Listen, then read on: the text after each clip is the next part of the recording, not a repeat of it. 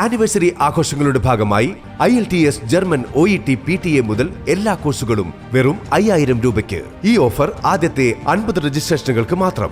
ഭാമാസ് Roots academy, ഇനി മുതൽ opposite police station, Kothamangalam. Adivad golden kings club നടത്തിവരുന്ന 27ാമത് ഫ്ലഡ് ലൈറ്റ് ഫുട്ബോൾ ടൂർണമെന്റിന് പഞ്ചായത്ത് മിനി സ്റ്റേഡിയത്തിൽ തുടക്കമായി. ജനുവരി 5 മുതൽ 19 വരെ നടക്കുന്ന മത്സരങ്ങളിൽ കേരളത്തിലെ 16 പ്രമുഖ ടീമുകളാണ് പങ്കെടുക്കുന്നത്.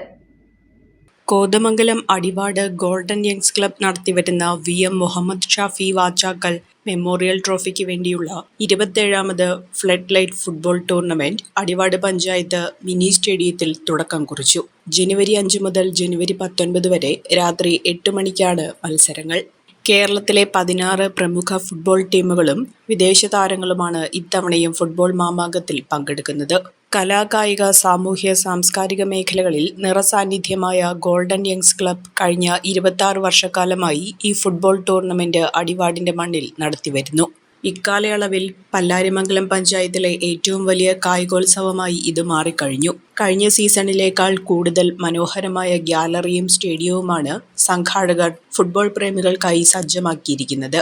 ഇക്കാലമത്രയും ഫുട്ബോൾ ടൂർണമെന്റ് കൊണ്ട് നിർധനരും നിരാലംബരുമായ രോഗികൾക്ക് ചികിത്സാ സഹായം, പാവപ്പെട്ടവർക്ക് ഭവന നിർമ്മാണ സഹായങ്ങൾ തുടങ്ങിയ ഒട്ടനവധി ചാരിറ്റി പ്രവർത്തനങ്ങൾ ചെയ്തു വരുന്ന ക്ലബ്ബാണ് golden youngs. Adivad panchayat mini സ്റ്റേഡിയത്തിൽ പഞ്ചായത്ത് പ്രസിഡന്റ് ഖദീജ മുഹമ്മദ്, ബഷീർ വാച്ചാക്കൽ എന്നിവരുടെ സാന്നിധ്യത്തിൽ പ്രശസ്ത സിനിമാ താരവും മോഡലുമായ ഷിയാസ് കരീം ടൂർണമെന്റിന്റെ ഉദ്ഘാടനം നിർവഹിച്ചു.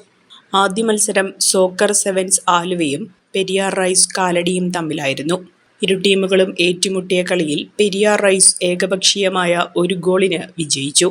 ഒരു കുടുംബത്തിനാവശ്യമായ എല്ലാ വസ്ത്രങ്ങളും ഹോൾസെയിൽ വിലയിൽ ഇപ്പോൾ സ്വന്തമാക്കാം. ഇന്ന് തന്നെ സന്ദർശിക്കൂ A1 textiles, Nehru park, Muvattupuzha.